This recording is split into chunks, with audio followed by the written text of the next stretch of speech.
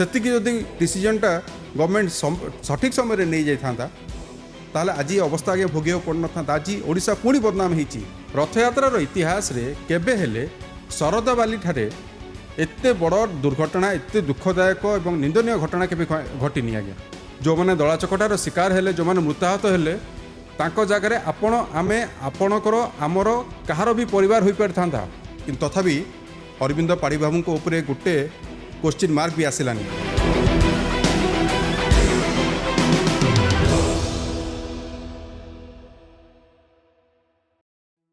नमस्कार, जय जगन्नाथ।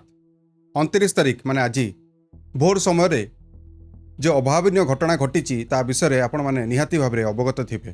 सकाळ पाखापाखि 3:45 समय महाप्रभु पहुड़ खोलवा भक्त मैंने व्याकुल होकर अनेक बसते।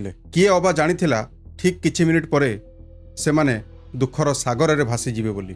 आज जो घटनाटी घटला निहाती भाव आज्ञा निंदनीय एइथिपई कि लगातार भावे रथयात्रार प्रथम दिन अवहेलार सबु सीमा एमाने टपी सारी। महाप्रभु रथ जतले गड़ू नथिला से माने निजे चिंता करने कथा कि महाप्रभु अभिमान करिसंती। श्रद्धालु मानकु कष्ट हेले कौन महाप्रभु को कष्ट हेबनी? ए कथा राज्य सरकार बुझिले ना बुझी पारलेनी? जदि बुझीथिले ताहले रातिरे मध्य काहींकि पुलिस कर्मी को नियोजित करा जाय नथिला? जो जगार असंख्य श्रद्धालु असंख्य भक्त महाप्रभु को दर्शन निमंते राति जाक जाग्रत रही राति जाक से माने रास्ता उपरे बसिथिले।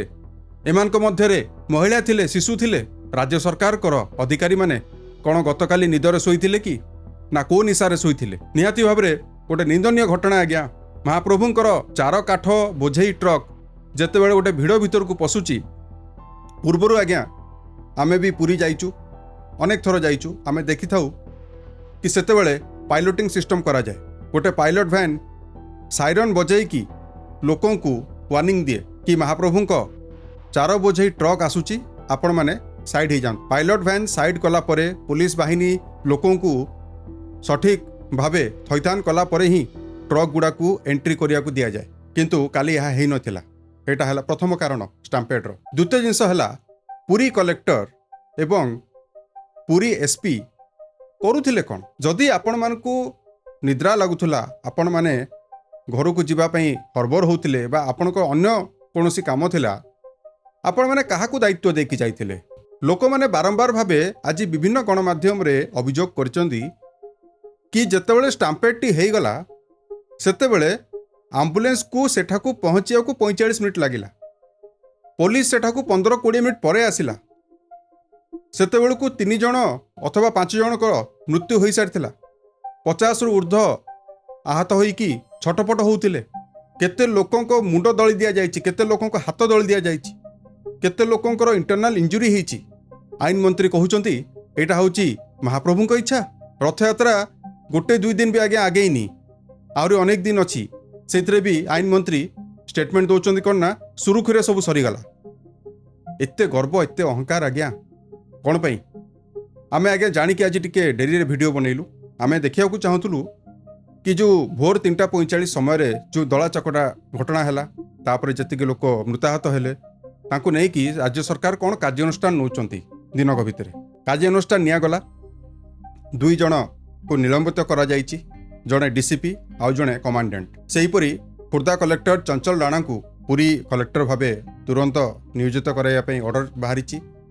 ता व्यतीत पिनाक मिश्र जे कि डीसीपी थिले, पूर्वतन डीसीपी आम भुवनेश्वर तांकु पुरी एसपी भावे तांकु दायित्व दियागला। सेहीपरि दक्ष एवं अभिज्ञ पुलिस ऑफिसर एसके प्रियदर्शी तांकु रथयात्रार सुरक्षा एवं पुलिस परिचालनार गुरुदायित्व तांकु दिया जाइछि।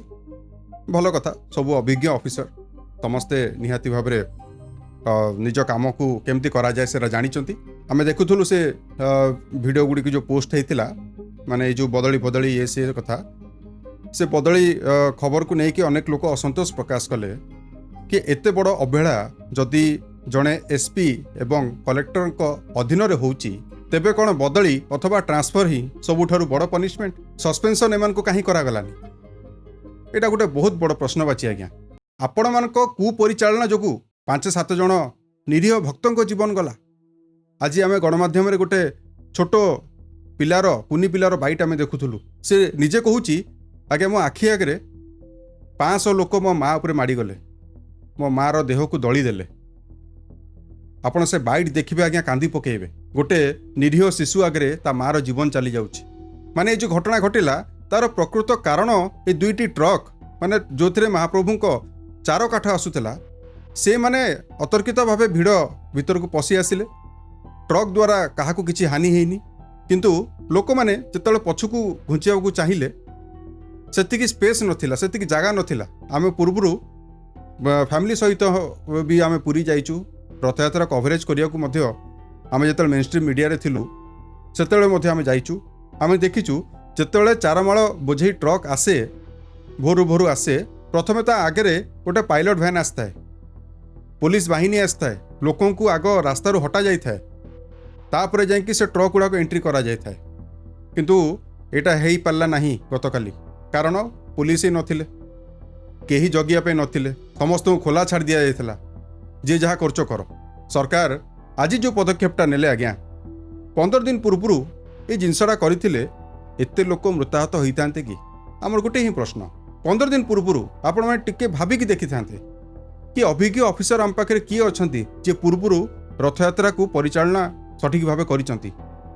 ଅଫିସରଙ୍କ ଆଜ୍ଞା ଅଭାବ ନାହାନ୍ତି ଓଡ଼ିଶାରେ। ସେତିକି ଯଦି ଡିସିଜନଟା ଗଭର୍ଣ୍ଣମେଣ୍ଟ ସଠିକ୍ ସମୟରେ ନେଇଯାଇଥାନ୍ତା ତାହେଲେ ଆଜି ଅବସ୍ଥା ଆଜ୍ଞା ଭୋଗିବାକୁ ପଡ଼ିନଥାନ୍ତା। ଆଜି ଓଡ଼ିଶା ପୁଣି ବଦନାମ ହେଇଛି ପୁରା ବିଶ୍ୱରେ।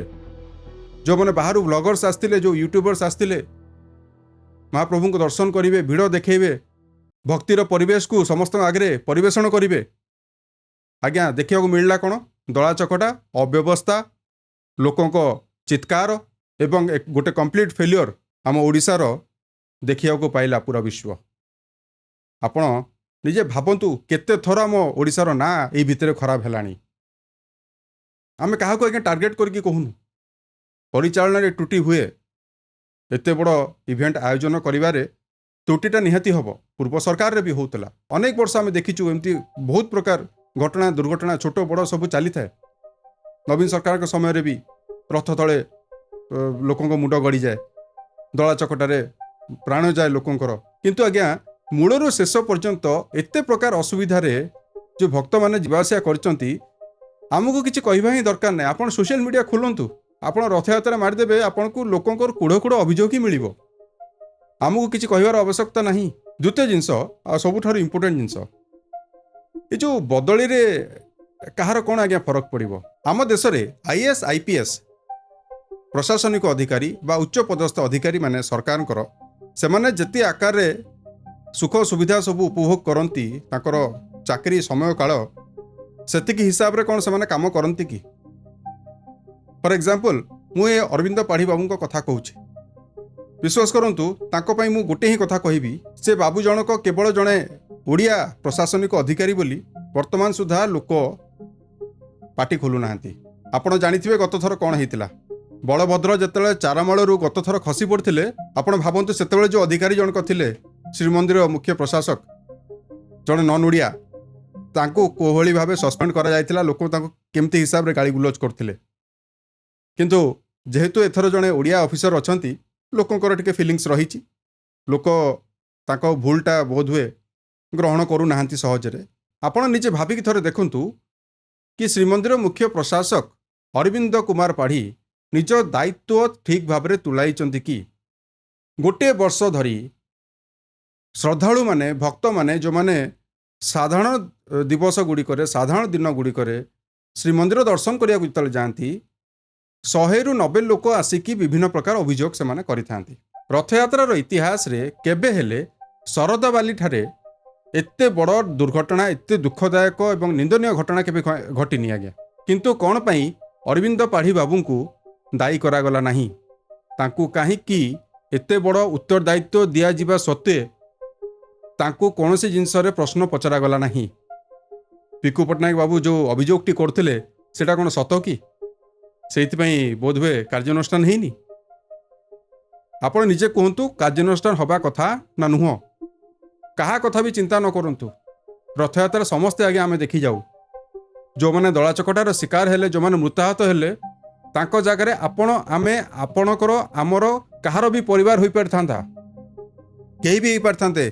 ଆପଣଙ୍କ ଘରେ ଥିବା ଛୋଟ ପିଲା ହେଇପାରିଥାନ୍ତେ, ଆପଣଙ୍କ ଘରେ ଥିବା ମହିଳାମାନେ ହୋଇପାରିଥାନ୍ତେ। କିନ୍ତୁ ତଥାପି ଅରବିନ୍ଦ ପାଢ଼ୀବାବୁଙ୍କ ଉପରେ ଗୋଟେ କ୍ୱେଶ୍ଚିନ୍ ମାର୍କ ବି ଆସିଲାନି। ଏବେ ଯାଏଁ ସେ ଗଣମାଧ୍ୟମ ଆଗକୁ ମଧ୍ୟ ଆସିନାହାନ୍ତି, ଗୋଟେ ବାଇଟ୍ ବି ଦେଇନାହାନ୍ତି। ମୁଖ୍ୟମନ୍ତ୍ରୀ କିନ୍ତୁ ଦିନ 11:30ଟାରେ ଆସିକି କ୍ଷମା ଅର୍ଚ୍ଚନା ପ୍ରାର୍ଥନା କରିଛନ୍ତି। ତଥାପି ସେ କ୍ୟାମେରା ଆଗକୁ ଆସିଲେ ନାହିଁ। ଇଏ କହୁଥିଲେ କ'ଣ ନା, ଆମେ ସ୍ମରଣୀୟ କରିବୁ ରଥଯାତ୍ରାକୁ। ହଁ ଆଜ୍ଞା, ନିହାତି ଭାବରେ ବହୁତ ଆକାରରେ ସ୍ମରଣୀୟ ହେଇଗଲା ଏଇ ରଥଯାତ୍ରାଟା। ଆଗକୁ ଦେଖାଯାଉ କ'ଣ ହେଉଛି। କିନ୍ତୁ ଆପଣମାନଙ୍କୁ କ'ଣ ଲାଗୁଛି, ଏତିକି କାର୍ଯ୍ୟାନୁଷ୍ଠାନ କ'ଣ କାଫି କି? ଯଦି ଆପଣମାନେ ଭାବୁଛନ୍ତି କାଫି, ତାହେଲେ ଆମକୁ କିଛି ଆଜ୍ଞା କହିବାର ନାହିଁ।